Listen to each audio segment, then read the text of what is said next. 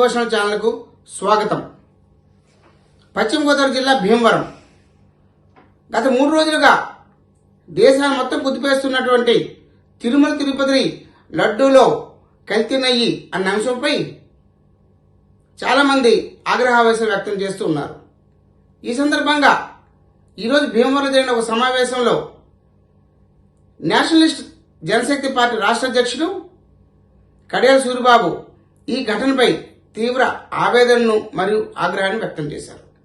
ఈ సందర్భంగా ఆయన మాట్లాడుతూ ఈ ఘటన ఎవరు చేసినప్పటికీ తీవ్రంగా వారిపై శిక్షించాలని చెప్పి ఈ చర్య చాలా హేయమైనదని ఆయన దుయ్యబట్టారు. ఈ సందర్భంగా వారు రాష్ట్ర ప్రభుత్వం విజ్ఞప్తి చేస్తూ ఈ ఘటనపై పూర్తి స్థాయిగా సిబిఐ దర్యాప్తు జరిపించి నిందితులను పట్టుకొని కఠినంగా శిక్షించడమని ఆయన రాష్ట్ర ప్రభుత్వాన్ని కోరారు.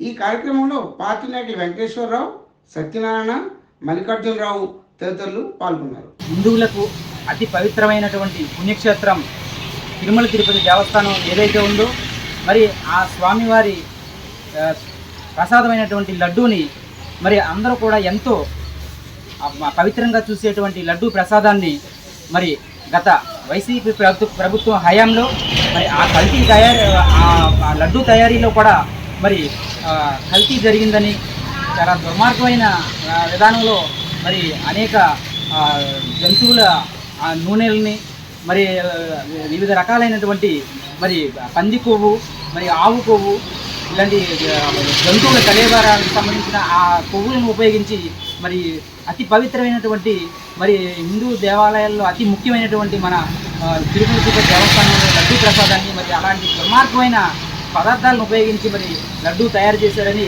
మరి ల్యాబ్ రిపోర్టుల్లో తేలింది.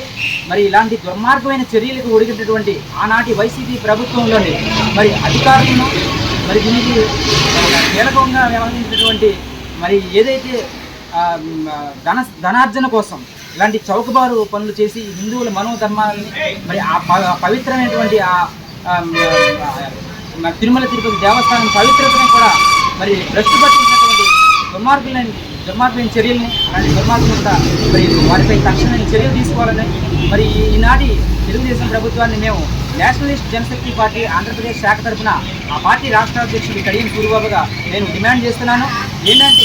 ఏదైతే మరి ఈ రోజున ప్రభుత్వం కూడా మరి ఇలాంటి చర్యలను ఉదాసీనంగా చూడనట్లు వదిలేస్తే మరి కోట్లాది మంది హిందూ భక్తుల మనోభావాలు దెబ్బతినే పరిస్థితి ఉంటుంది. కాబట్టి తక్షణం ఇలాంటి చర్యలు ఏవైతే జరిగినాయో మరి లడ్డూ ప్రసాదం అనే కాదు, తిరుమల తిరుపతి దేవస్థానంలో ప్రతి చోట కూడా అవినీతి రాజ్యమైందన్నది అందరికీ తెలుసున్న విషయం. మరి తక్షణం ప్రభుత్వం మరి ఈ లడ్డూ ప్రసాదం విషయంలో జరిగిన అవకతవకల్ని మరి వెంటనే వాటిపై కూలంకషంగా వాటిపై దర్యాప్తు జరిపించి సిబిఐ దర్యాప్తు జరిపించి మరి దోషులను కఠినంగా వారిని ఉరితీసినా పర్వాలేదని చెప్పి ఈ సందర్భంగా మేము ఏమాత్రం సంశయం లేకుండా చెప్తున్నాం.